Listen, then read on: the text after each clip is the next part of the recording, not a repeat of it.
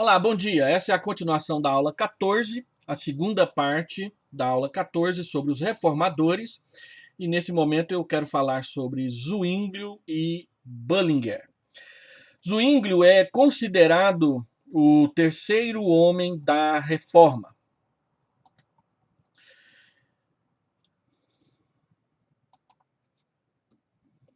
E ainda permanece como um ilustre desconhecido para nós.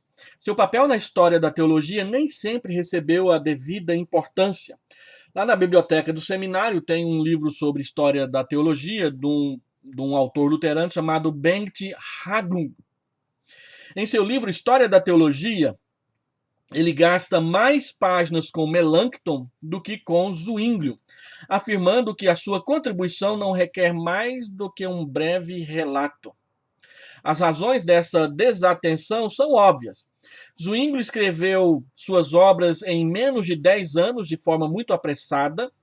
A maioria dos seus sermões foi entregue improvisadamente e pouquíssimas vezes copiados para publicação. Ele foi ofuscado por Lutero, seu antecessor contemporâneo, e sucedido por Calvino, que é a terceira o personagem mais importante da história da Reforma, que para nós calvinistas é muito mais importante. E terceiro, a sua morte prematura na Batalha de Capel em 1531. Ele começa a sua reforma em 1519 e é morto em campo de batalha em 1531, fazendo com que seja quebrado o seu ministério em Zurique, o que Bullinger vai continuar, e é por isso que nós precisamos dar uma olhada no seu trabalho. Seus escritos revelam um tom fortemente cristológico e espiritualista em seu pensamento. O terceiro dos 67 artigos afirma que Cristo é o único caminho para a salvação para todos os que já existiram, existem e existirão. Ao lado de Lutero e Calvino, defende uma doutrina da predestinação contrária a uma avaliação mais positiva do livre-arbítrio humano, como é o caso dos anabatistas e da Contra-Reforma. A igreja é a comunhão dos santos, ou seja, o grupo daqueles que verdadeiramente pertencem a Cristo. Zwinglio era bem instruído na via antiqua, uma outra linha da tradição escolástica que não é a via de Lutero, que era ligado à via moderna ou à devócio moderna.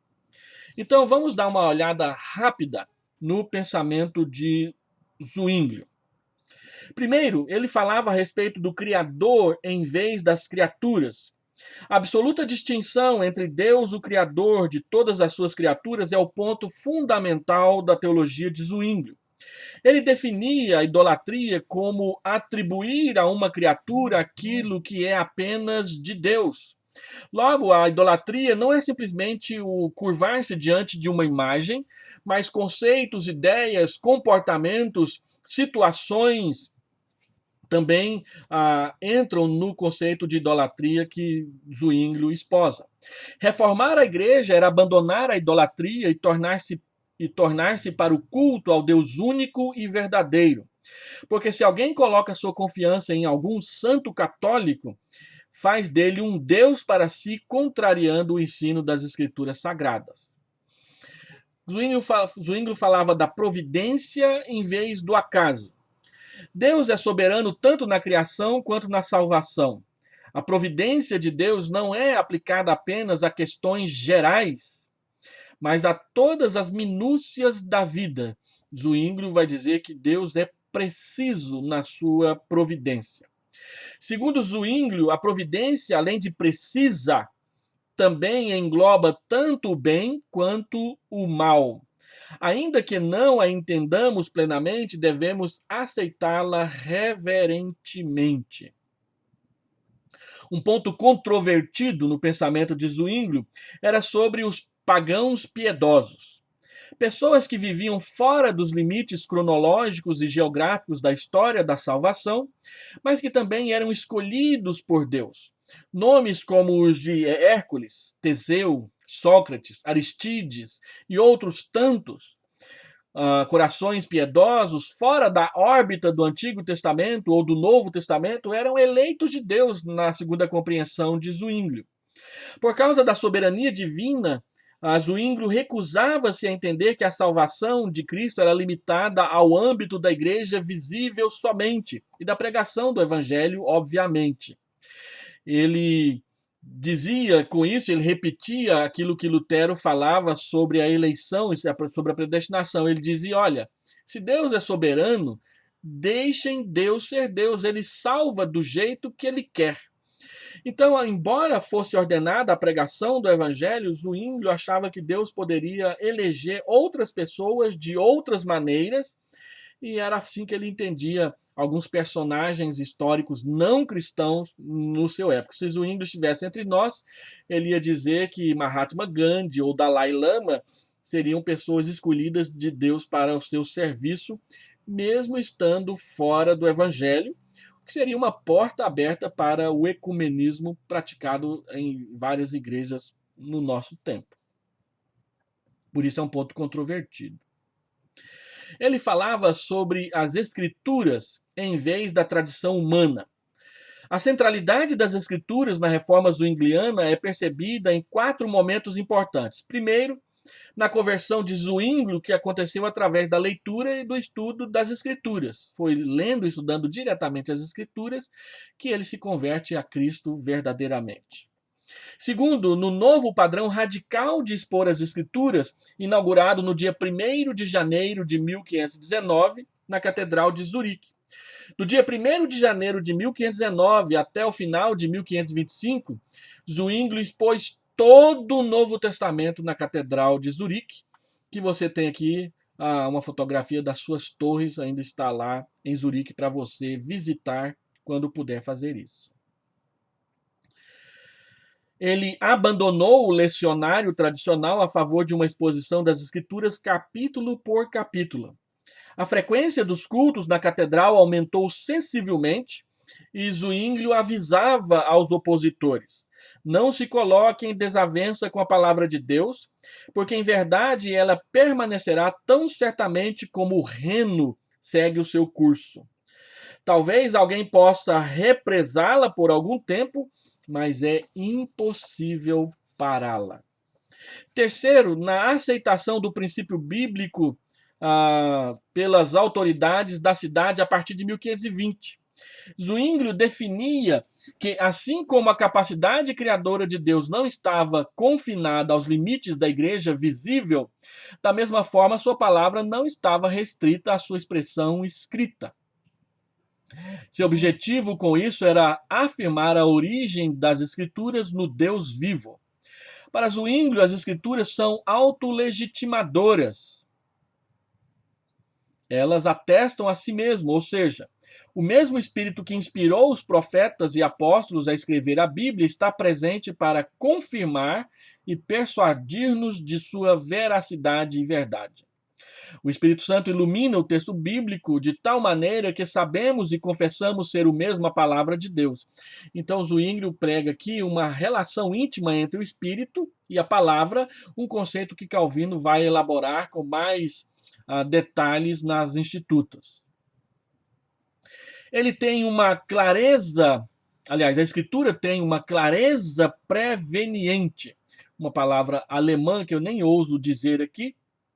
Ele defendeu antes de Calvino a supremacia das Escrituras sobre a tradição e a iluminação interior do cristão pelo Espírito Santo na hora da interpretação. A Escritura interpreta a si mesma é uma frase da Lavra de Zwinglio. E quarto lugar, naquilo que ficou conhecido como a instituição da profecia, um termo originado em 1 Coríntios 14. O que era a profecia? Era um momento de 1 hora diários para que pastores e estudantes de teologia estudassem as Escrituras com mais profundidade a partir de 1525. Zwinglio reunia os pastores e os seminaristas no coro, no local onde ficava o coral da Catedral de Zurique, e ali ele arrazoava e discutia com eles os sermões do domingo anterior, o que tinha sido ensinado por ele antes. O que acontecia? Isso acontecia às 6 horas da manhã. O que aconteceu foi que as pessoas viam os pastores e líderes reunidos e discutindo as escrituras ali na Catedral de Zurique e entravam no templo para assistir à discussão. Alguns dizem que a frequência aos momentos de profecia era maior do que aos cultos na própria catedral. Olha só, 6 horas da manhã eles se levantavam para ver os pastores discutir a Bíblia ali, e isso ficou conhecido como profecia. Então esse era um momento especial para receber instrução básica completa acerca das Escrituras. Essa instituição produziu um efeito importante na vida de Zurique. Vários comentários e a Bíblia de Zurique, a primeira Bíblia comentada da Reforma, surgiram dessas reuniões no coro da Catedral de Zurique. Zwinglio falava sobre a religião verdadeira em vez da religiosidade cerimonial. Zwinglio foi bem mais radical que Lutero na tentativa de podar a igreja do exagero dos ritos cerimoniais e aparatos religiosos que sustentavam a igreja medieval.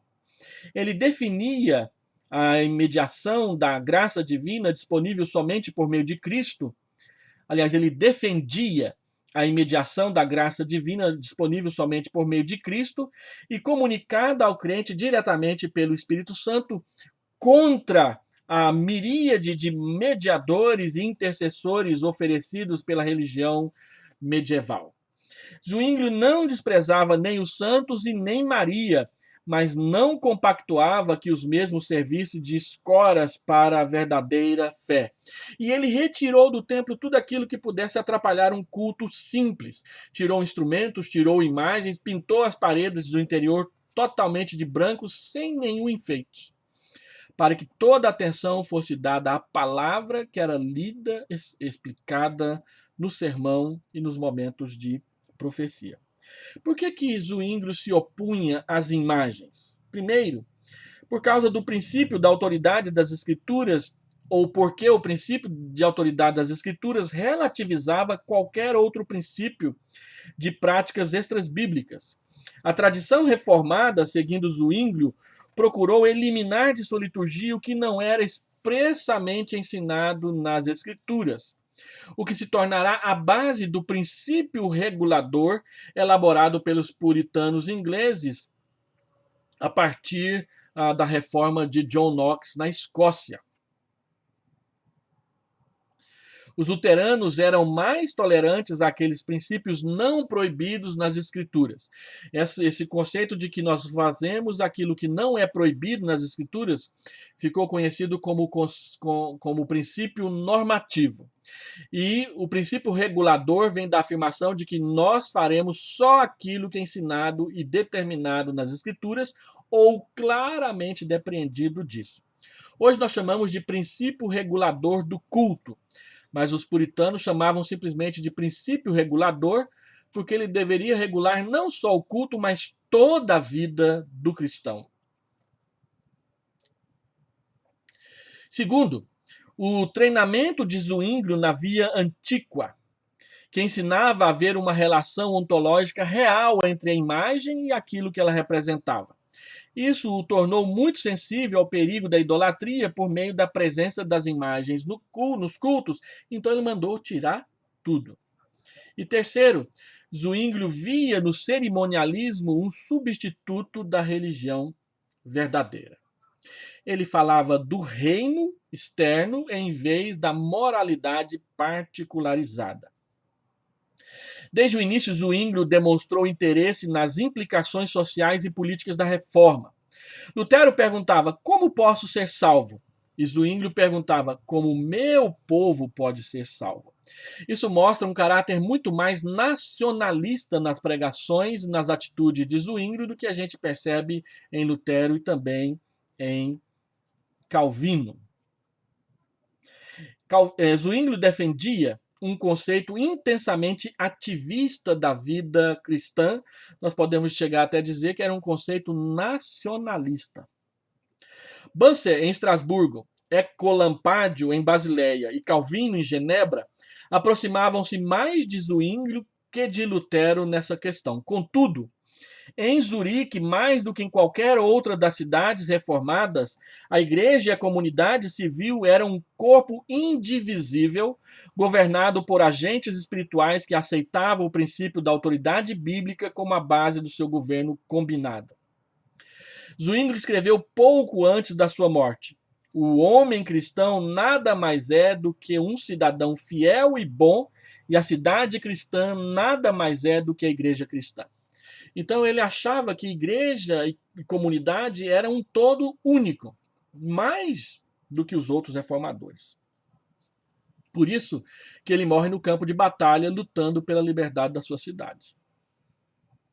Os magistrados ficavam na fronteira entre a justiça divina e a humana como servos representantes de Deus. Qual que era, então, a função e obrigação do Estado? Manter a ordem, reprimir a idolatria e amparar a pregação do Evangelho. Assim, a reforma deveria atingir não somente os homens, mas também o Estado. Zwingli defendia a autoridade dos magistrados, mas defendia de igual modo, para efeito de controle dos abusos estatais, na possibilidade de deposição de um governo injusto pela vontade popular e a atuação fiel dos pastores de Zurique contra o seu abuso. Então, ele defendia a autoridade dos magistrados, mas não uma autoridade absoluta. Essa autoridade precisava ser vigiada pela igreja com zelo. A motivação política de Zwingli nascia de um ideal de comunidade e de sua atenção pelos pobres.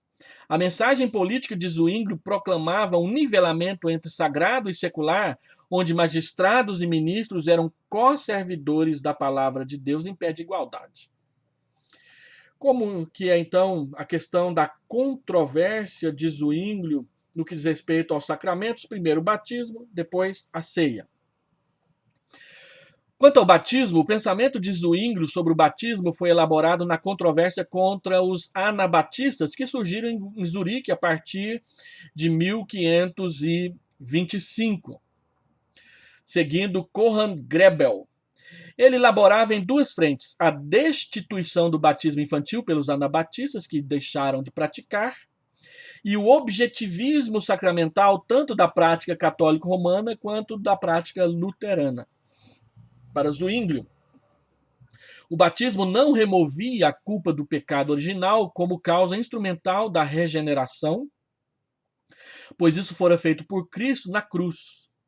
Ele cria na salvação de todas as crianças mortas na infância, batizadas ou não, visto que a aliança da graça se estendia tanto aos pais cristãos como aos seus filhos. Sua definição do batismo cristão incluía quatro elementos. Primeiro, a iniciação e a identificação. O batismo com água era uma ação humana realizada em resposta ao ato e à palavra anteriores de Deus. Essa iniciação não era simplesmente um princípio, mas uma indução a uma maneira de viver. É interessante você observar essa colocação no que diz respeito ao batismo infantil.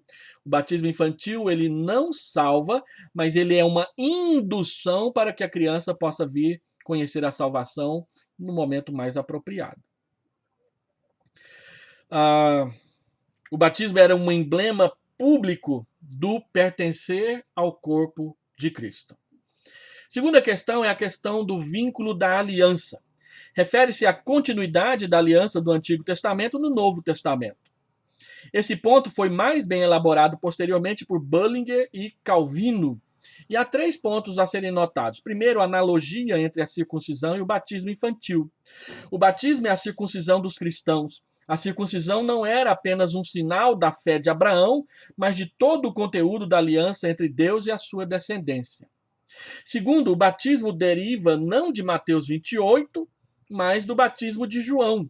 Zwingli rejeitou a separação feita pelos anabatistas, Lutero e os católicos entre o batismo de João e de Jesus, por acreditar que as escrituras revelam não duas alianças nas quais Deus age para a salvação, mas sim uma única aliança em duas dispensações.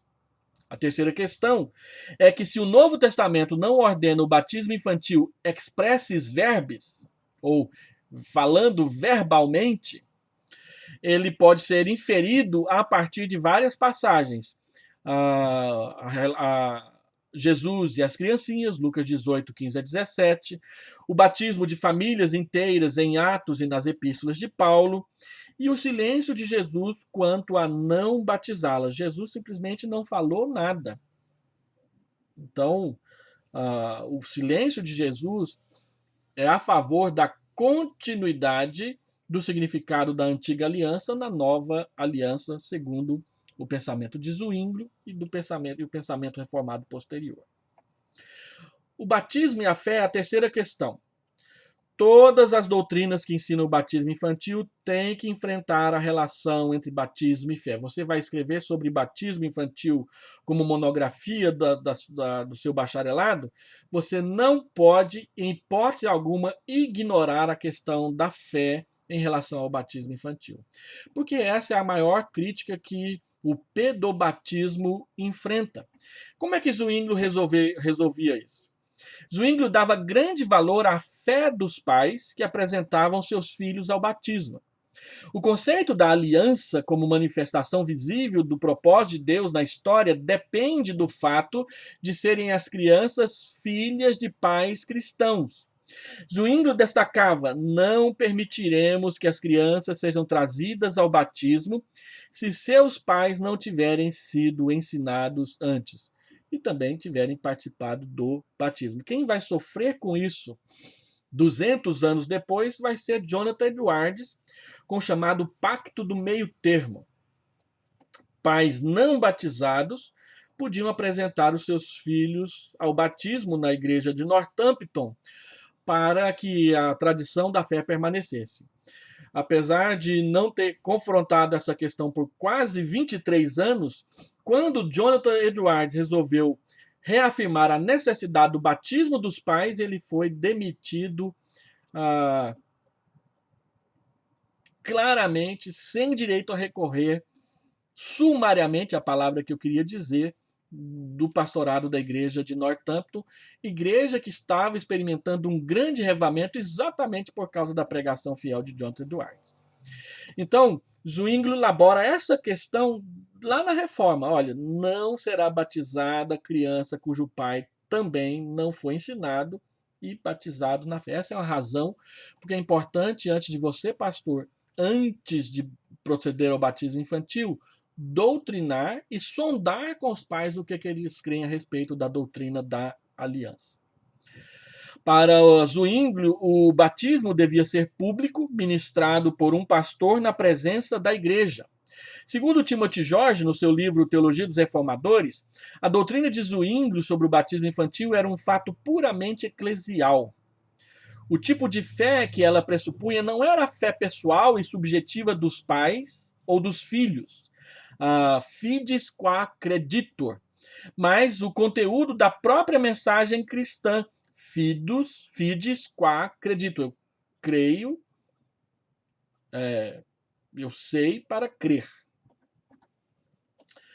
E por último, a questão do batismo e a ordem social. O fogo que acendeu a controvérsia contra os anabatistas foi exatamente a doutrina do batismo infantil. Zwinglio estabeleceu a obrigatoriedade dos registros dos batismos em cada paróquia de Zurique, a fim de implementar seu programa reformador, onde a identidade da igreja e do Estado fosse atestada e assegurada. Para ele, as civitas cristã podia ser mais um misto de bodes e ovelhas que só Deus poderia separar, mas nunca uma sociedade de batizados e não batizados. Seu objetivo era assegurar a ordem social e a proclamação do evangelho contra o crescimento do anabatismo no seio da cidade. O batismo, como sacramento, era símbolo da unidade da igreja e as crianças deveriam participar disso. O que vem a seguir, então, é a questão da controvérsia quanto à Santa Ceia entre Zwinglio e Lutero. Aqui ao lado eu coloquei uma gravura de Calvino celebrando a ceia em Genebra. não permitindo que pessoas impenitentes participassem da ceia. Essa cena retrata um acontecimento em 1553, em Genebra, mas quando eu falar sobre Calvino e a ceia, eu volto a mencionar esse evento. O que nós precisamos entender aqui sobre a questão da ceia e a controvérsia com os luteranos? A primeira título de introdução, as controvérsias eucarísticas do século XVI são a mancha suja na túnica da Reforma Protestante, que ainda carregaremos por muitos anos. Embora nos reunamos em torno do princípio bíblico do sola scriptura, todos os protestantes, nós não aprendemos a usar desse mesmo princípio para interpretar e celebrar a Santa Ceia. E às vezes até usamos desse princípio para justificar as nossas diferenças de pensamento.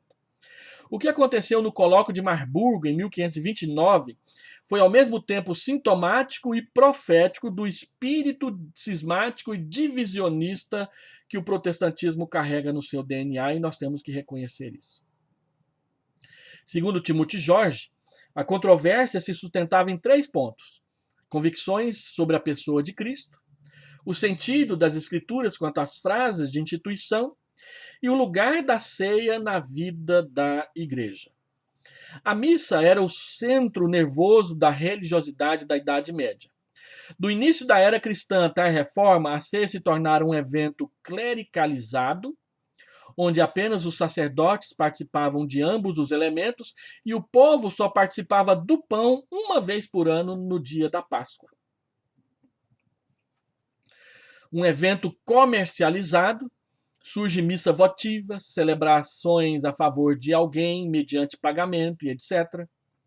E havia se tornado um evento escolastizado.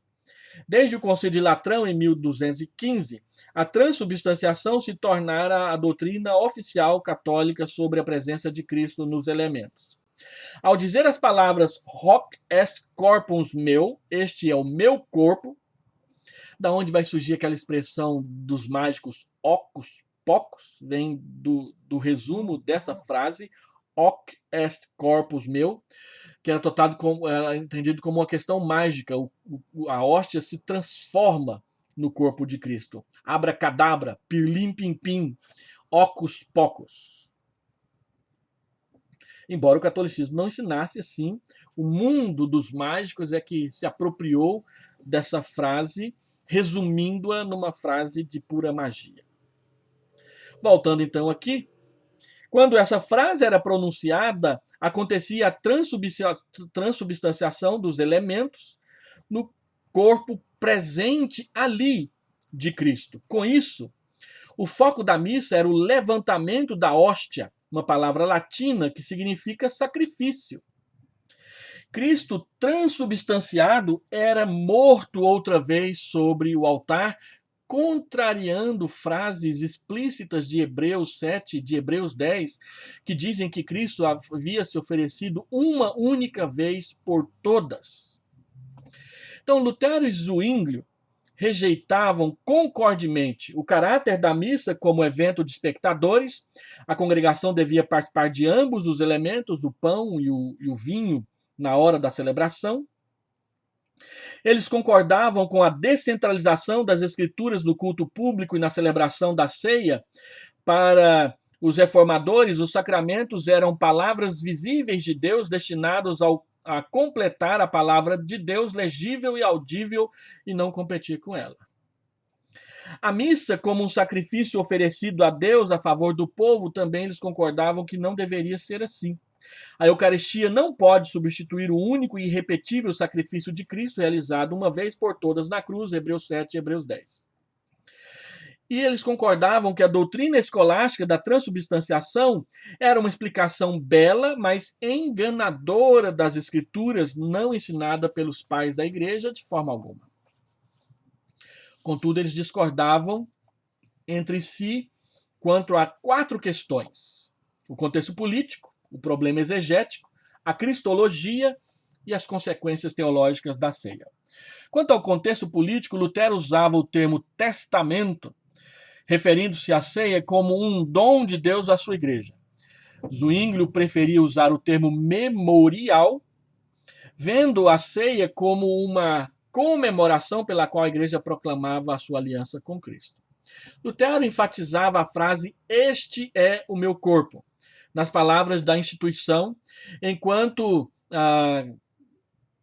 Zwingli enfatizava "fazer isto em memória de mim". O problema político dessa questão estava no fato de Zwingli sentir o cheiro do romanismo em Lutero, e Lutero o do sectarismo de Karlstadt, que atrapalhou a reforma luterana na Alemanha. Ele sentia o cheiro das ideias de Karlstadt em Zwingli. O desacordo teológico entre ambos impediu a formação de uma liga protestante que pudesse resistir à contra-reforma católica anos depois, e com isso a igreja luterana e também zwingliana vai perder espaço, e vários locais que o luteranismo já havia conquistado são retomados pelo catolicismo, pela força das armas e por causa da divisão entre os protestantes. Quanto ao problema exegético, Zwingli interpretava o est das palavras de instituição de Cristo como significat, ou seja, isto é o meu corpo.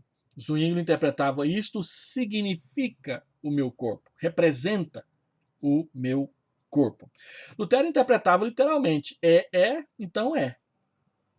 A grande questão era se a exegese deveria ser figurativa, como em João 15:1, eu sou a videira verdadeira, ou 1 Coríntios 10:4, que fala sobre a travessia do Mar Vermelho, ou literal, como em João 1:1, no princípio era o Verbo estava com Deus e o Verbo era Deus, então Jesus literalmente estava lá no dia da criação. Havia também o problema filosófico. Lutero cria que o símbolo e a coisa simbolizada estavam unidos. Zwingli achava que estivessem separados, e aqui nós temos uma discussão entre o nominalismo e o idealismo.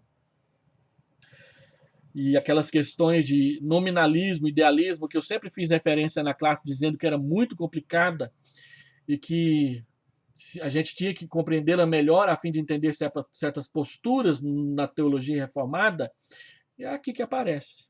Como nós interpretamos a participação do pão e no cálice na hora da ceia, como entendemos a relação dos elementos, tem a ver com qual postura eu vou adotar, nominalista ou idealista, quanto à filosofia.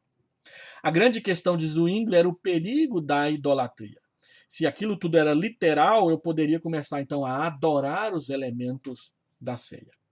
Quanto à cristologia, Lutero explicava a presença de Cristo na ceia através da sua doutrina da ubiquidade ou a onipresença da humanidade de Cristo. Para ele, os atributos da natureza divina de Cristo também eram característicos de sua natureza humana e vice-versa. E isso nós aprendemos quando falamos sobre a communicatio idiomatum lá dos concílios de Calcedônia e de Éfeso. Assim, onde Cristo pudesse estar espiritualmente presente, ele deveria forçosamente estar presente fisicamente também. E Lutero cometeu um engano aqui ao criar a doutrina da ubiquidade e dizer que ela era uma elaboração baseada na communicatio idiomatum. A communicatio idiomatum, ela não diz respeito à ceia, mas diz respeito à encarnação. E Lutero traz essa discussão para dentro da discussão da ceia. E Zwingli, por outro lado, defendia que pensar assim menosprezava as palavras de muitos textos bíblicos e a humanidade do próprio Cristo. Quais são as consequências teológicas? Lutero acreditava que a ceia era uma extensão da encarnação, portanto, para ele, a explicação de Zwingli menosprezava a encarnação de Cristo. Através da ceia, Cristo se faz presente realmente com seu povo. Para Zwingli, a ceia era só um sinal que apontava para a singularidade do evento histórico da encarnação. A morte de Cristo na cruz era o centro da ceia e não o mastigar do pão e o beber do vinho. Zwingli enfatizava a divindade sobre a humanidade. Lutero enfatizava a humanidade sobre a divindade. observa que sempre essa questão da relação da divindade e da humanidade de Cristo é que são os problemas de desacordo na vida da igreja. É encontrar o ponto de equilíbrio ou o ponto de ligação que permite com que nós não nos percamos nos nossos raciocínios é que é a grande sabedoria dessa questão. É por causa dessa questão da divindade de Cristo que Zwingli atribuía pouca reverência aos elementos físicos da ceia em si. Curvar-se ao receber os elementos poderia ser caracterizado como idolatria. Lutero não via problemas quanto a essa questão e manteve muito da doutrina medieval da postura à mesa da ceia na sua liturgia. Então, grande parte da briga entre Lutero e Zwingli tinha a ver com a postura visual que determinava certos conceitos, em vez de simplesmente partir dos conceitos para a postura, partia-se da postura para os conceitos. O sacramento não pode ser entendido e recebido à parte da fé. Zwingli e Lutero concordavam nesse ponto. Contudo, Lutero enfatizava o receber objetivo do sacramento, minimizando o caráter consagratório do mesmo. Por causa da presença de Cristo nos elementos, quem dele participasse era invariavelmente abençoado, e o descrente tomava juízo sobre si. Zwingli cria que sem a fé a participação sacramental era desprovida de significado. Quando nós formos ver sobre Calvino e a ceia, nós vamos retomar essa discussão. Cada um tinha uma preocupação pastoral distinta quanto à ceia. Para Lutero, a ceia não era ofício, tarefa, mas benefício. A ceia era o lugar onde Deus concedia perdão e conforto ao seu povo. Um meio de graça que fortalecia contra os ataques do diabo. Zwingli, por outro lado, focalizava a comunidade reunida em torno da mesa. A Eucaristia era uma celebração, um testemunho da fé à congregação. Depois Calvino vai dizer que nenhum dos dois estava errado, mas eles não estavam sabendo tratar os dois em equilíbrio e não em tensão. Porque um enfatiza a encarnação e o outro enfatiza a divindade. Um enfatiza a humanidade e outro a divindade. O que tem que acontecer é um ponto de equilíbrio entre as duas questões. E aí Calvino vai tentar encontrar um meio termo aceitável entre os dois. A conclusão disso tudo é que é possível tentar conciliar esses dois pontos de vista. Em alguns momentos concordamos piamente com Lutero, outras vezes o Zwingli parece tão veraz e embasado nas escrituras que nos assustamos. Embora o pensamento de Lutero soe monofisita às vezes, e o de Zwingli tão nestoriano, ambos não caíram da corda bamba da ortodoxia cristã dos pais da igreja, afirmados em Calcedônia, em 451. O assunto exige labor e oração, e a reverência que tão poucas vezes tem caracterizado nossa aproximação das Escrituras quanto a essa doutrina.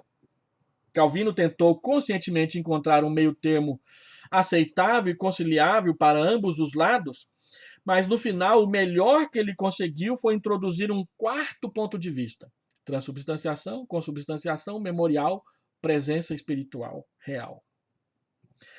A teologia é composta às vezes de finos matizes que precisam ser submetidos com santo temor a Deus e à sua igreja, e nós muitas vezes agimos como teólogos apressados, querendo matar a questão logo, e tentando ser simples, nos tornamos simplistas, e ao sermos simplistas, acabamos ofendendo uns aos outros nas nossas afirmações por não escolhermos melhor as palavras e os seus significados.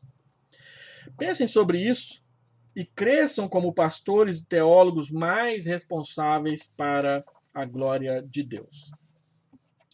Então, como um terceiro subtópico dessa aula 14, vamos falar um pouco sobre Bullinger, que é o substituto de Zwingli em Zurique. Ele nasceu em 1504, um pouco mais velho que Calvino, e morreu em 1575. Bullinger era filho de um sacerdote de paróquia. Deixa eu aqui. Essa aí é uma gravura de Bullinger. Então, Bullinger, como eu já ia dizendo, era filho de um sacerdote de paróquia. Enquanto estudava em Colônia, na Alemanha, foi estimulado pelo estudo dos pais da igreja primitiva a fazer uma investigação das escrituras. De volta a Zurique, uniu-se a Zwinglio no esforço de reformar a igreja a partir de 1527. Após a morte de Zwinglio, assumiu a liderança da reforma em Zurique, e ele é o grande reformador de Zurique. John Knox teve o privilégio de estudar com ele quando estava naquele seu tour pela Europa continental, por ter sido expulso da Escócia num período. Com regularidade pregava e ensinava as escrituras, fazia comentários de livros da Bíblia, escrevia tratados teológicos sobre as questões debatidas em sua época, procurava estabelecer e manter relacionamentos fraternais com os outros cristãos reformados e escreveu uma história da reforma em muitos volumes. Ele era amigo pessoal de João Calvino, e será entre ele e Calvino que será assinado o Consenso Tigurino em 1546. Vou fazer menção a ele aqui.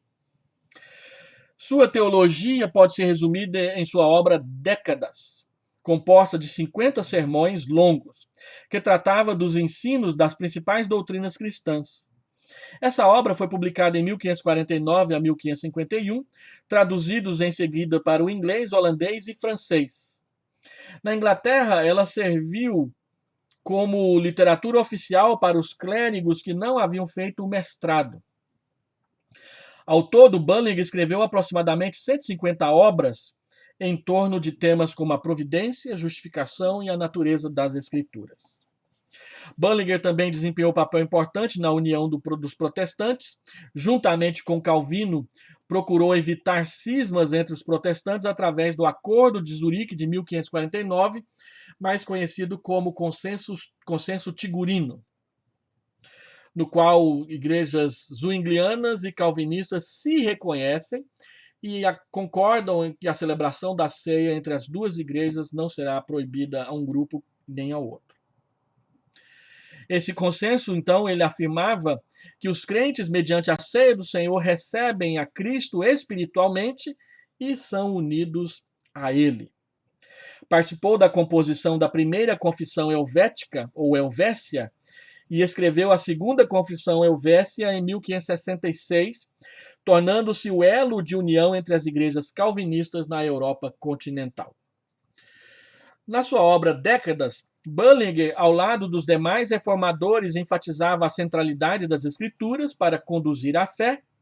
Elas foram dadas como revelação totalmente suficiente para a salvação e a santificação de todas as pessoas. A hermenêutica bíblica deve levar em conta a importância da analogia da fé, a relação entre texto e texto nas Escrituras, aquilo que Zwinglio chamava de perspicuidade e que Lutero chamava de analogia da fé. A leitura do texto no seu contexto, a comparação da Escritura com a própria Escritura e, principalmente, um coração que ama a Deus e procura a sua glória. Ou seja, dependemos do Espírito Santo para entendermos corretamente os textos bíblicos. A sua eclesiologia é bipolar, isto é, existe uma igreja visível e invisível. A igreja invisível é composta de todos os eleitos, enquanto que a visível de todos os crentes professos, eleitos e não eleitos.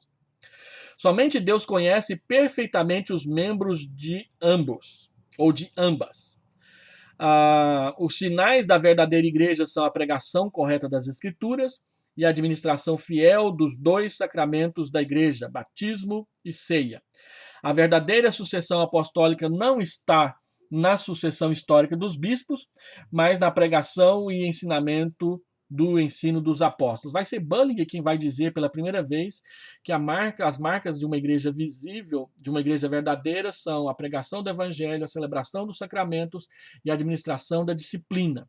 Mas será somente na Confissão Escocesa de 1561 que essas três afirmações aparecerão como explicativas do que significa uma verdadeira igreja. Então é John Knox que vai tornar público o ensinamento de que as marcas de uma verdadeira igreja são a pregação do evangelho, da palavra, a administração correta dos sacramentos e a prática correta, a administração correta da disciplina eclesiástica. Bullinger acreditava que a verdadeira sucessão apostólica não está na sucessão histórica dos bispos, mas na pregação e ensinamento dos ensinos dos apóstolos. Bullinger contou com a ajuda de outros dois reformadores notáveis. Eu coloquei a gravura de um deles aqui, Ecolampádio, um homem que tinha uma barba meio quadrada, que você que quer ser barbudo pode tentar imitar. É uma barba bem diferente, bonitona, bem arrumadinha, né? Segundo as gravuras que a gente vê de Ecolampádio. E Ecolampádio é um dos principais proponentes da doutrina da aliança e do pacto, como nós calvinistas defendemos e ensinamos hoje em dia. Ele foi um notável scholar da igreja de Basileia, na Suíça, e um outro foi Bertold Haller, que nasceu em 1492 e morreu em 1536, que foi o reformador de Berna. Muito bem, essa é a nossa aula 14. Eu vou colocar perguntas lá na plataforma para que você responda. Você vai ter 5 dias para responder.